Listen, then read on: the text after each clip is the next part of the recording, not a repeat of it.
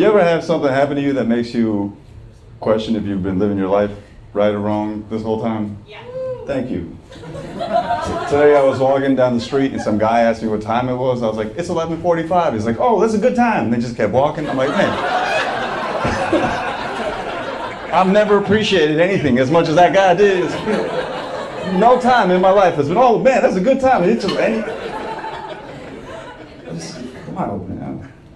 Then I saw him get hit by a car. I was like, oh, okay. Just kidding. I've been contemplating my existence. You ever want to quit everything you're doing and then run your dad's liquor store?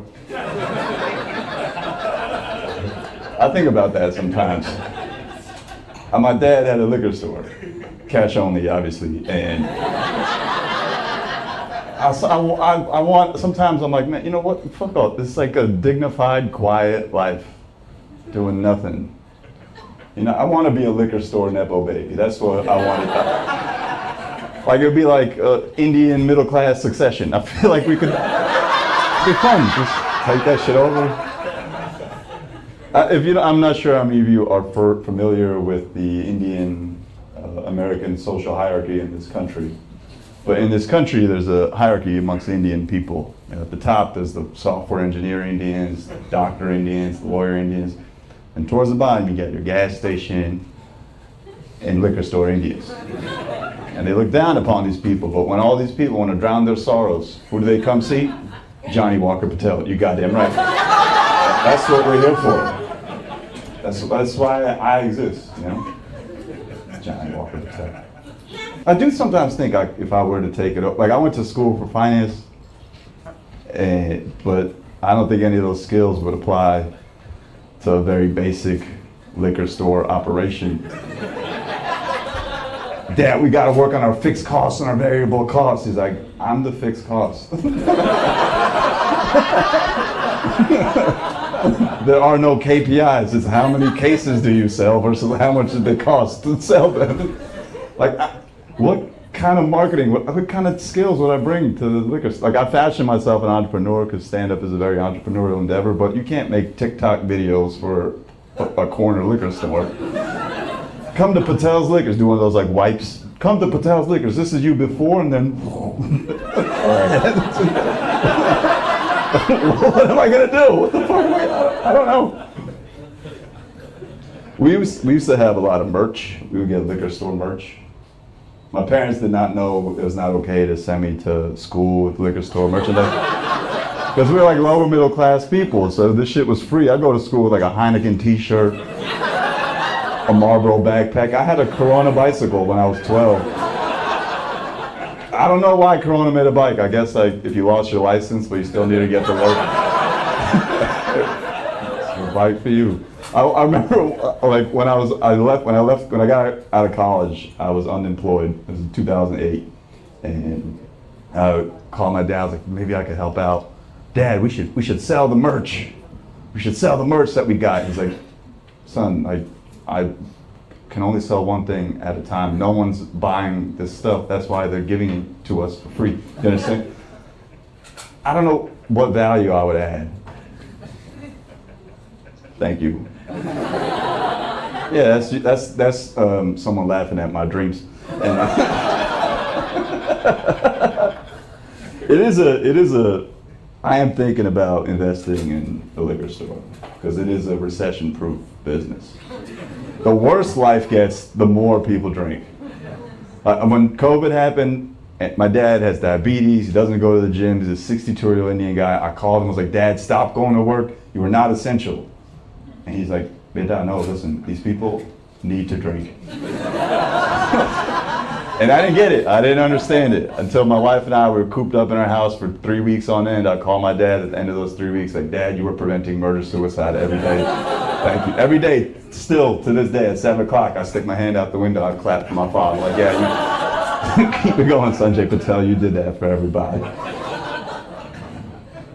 It's not without its problems. My dad's store was in the hood. And now, so I've learned that if you tell white people that your dad's store is in the hood, some of them get offended, like, oh, that's a bad colloquialism, you're trying to imply that was in a bad black neighborhood. If I say hood and your immediate picture is a bad black neighborhood, You're the problem. I might be talking about a bad white neighborhood. At least in a bad black neighborhood, they have teeth. You know, in bad white neighborhoods, meth has ravaged the white community. Thank you, Obama, for that. But it was in a bad black neighborhood. You are correct.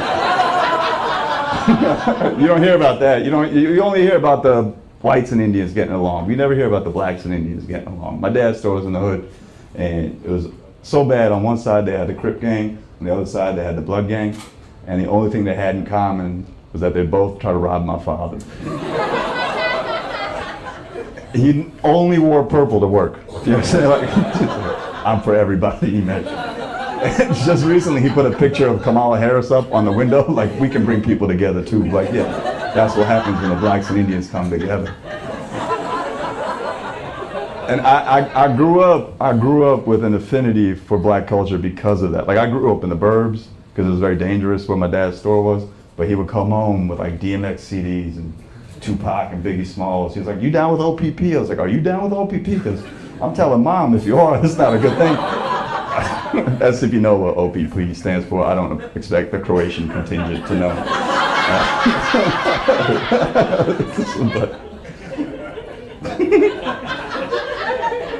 When I was young, that was me. When I was young, my 8th grade picture is me with tan Timbs, tan Timberland boots, a silver Rough Riders chain, and blue contacts. I didn't know who I was, but when that chain oxidized, it really brought out my eyes. I'll tell you that much. It was a wild way to grow up. I don't know if you guys have never experienced it. It was a concerning way to grow up. Because my dad's been shot at, which will traumatize you, but it also make you really like Biggie Smalls songs. Coming from my father. All right, Will, I'm almost done, don't worry. I did enjoy all the nicknames the black community gave us. Because my dad's name is Sanjay, so they called him Sam, which tracks. But then my uncle's name, who worked at the store, his name was Gotham, but they called him Mike because fuck his culture, And we would reciprocate. Don't get it twisted. We would reciprocate. We had this customer that would come in all the time. His name was Big Sugar, because he would come in and he would buy all the Kit Kats. So one day he was gone for a while, and he came back. He lost his foot to diabetes, and he came back just walking with a limp. So we just changed his name to Sweet and Low. That's what happens, dog. It's just what it is, And things were good. Things were good. We didn't grow up rich or anything, but when things were good, things were good. My dad grew up poor, so when he got money, he spent it. It was all gone. But then 2008 happened, and the neighborhood, like millions of people lost their jobs in the neighborhood. And so the store, and my dad had some bad business acumen. He didn't go to NYU Stern like I did. And he lost the store. And that was, anyone ever experienced financial trauma? Where like you think you grew up having shit and then you find out you don't have shit? Like to this day, my mom works 2 jobs. She's like, I'm never having that happen again. September 2008 was my mom's 9/11. Like, she's like, that's never happening again. My sister is the cheapest person I know, high paid lawyer, all of her glassware, liquor store merchandise. I live like there's no tomorrow. I don't give a fuck. I'm gonna take an Uber Black home. I took a credit card for this t-shirt. But I found out you grew up having a liquor store. I thought I was rich in high school. And then I've met actual rich people. Like, I went to Columbia University summer camp, which is where Indian parents send their kids because they think it's gonna help them get into Columbia. It did not. I went to NYU. But I've met actual rich kids. I pulled up in my parents' like mid-tier Lexus. I had my JanSport backpack. I thought it was hot shit, and I meet my suite mates. One of them is this cardiologist's son. Other one is the son of some prominent investor from India. And the richest kid is the grandson of the president of Nicaragua. And I'm in there like, y'all want some of this Johnny Walker I stole from my dad's liquor store? All right, that's my time. Thank you guys so much for being here. Enjoy the rest of my night. Thank you, Will. One more time, I really have nothing to talk about. I haven't been doing shit all day. I just watched the entire series of Mr. and Mrs. Smith. I don't know if you've seen it on Amazon. Yeah. You've seen it? It's with Donald Glover and Maya Erskine. They play spies that are married. And I watched it with my wife. And I looked at her when we were done. It's like, our lives are not interesting at all. Like, because they're spies and they kill people, then they fuck. And it's like, yo, should we like kill somebody? Because I'm like horny and shit after they kill somebody. I'm like, the closest we can get, my wife's in real estate, I do comedy, the closest we could get is like, maybe we fucking an open house or something. Third floor walk up? No, that's too much work. I met a spy though. I know someone that works in the CIA, and he's got a job where he's like an analyst half of the year, and then he'll go to Afghanistan for like 3 months. And he was like, what the fuck are you doing? But this is the wild part. 5 years ago, when he was still in the CIA, remains in the CIA to this day. And by the way, I won't tell you his name, even if I did. I Googled it last night, and there's like 7 pictures. If you Google anybody, you will get like, okay, John Smith, like maybe not John Smith, but if you Google Nimesh Patel, you will get me, and then like 40 pages of other, even people with Patel in the last name, Nimesh in the first name, anything. You Google this guy, first name, nothing shows up. And I'm like, who the fuck? This dude had everything deleted about his name. So, but 5 years ago, this kid I went to high school with ended up robbing a bunch of banks. It's a bank robber. Robbed 3 banks. He lived with the CIA agent as a roommate. And the CIA agent had no fucking idea. That's who was in our CIA. Just living with a bank robber for like 3 years. Lived with this dude for 3 years. Shotgun in the bathroom. No fuck. Yeah, people in Virginia just have guns. Like that was that's fucking wild. That's who's in the CIA. So I think I had a shot. I could have done that. Anyway, I do stand up now, obviously. And I went to NYU, right down the street. I went to school at West 3rd Street and 6th Avenue. And here I am at West 3rd Street and 6th Avenue. Doing great things. But I was obviously pre-med. I was obviously a pre-med person. And I'm confirming the stereotype. Indian people, I wanted to be a doctor. Honestly, I had dreams. I'm going to be a pediatric cardiothoracic surgeon. That was my dream. Honestly. And then I got a C+ in organic chemistry. I was like, fuck those kids, dude. I don't give a shit. Weak ass hearts.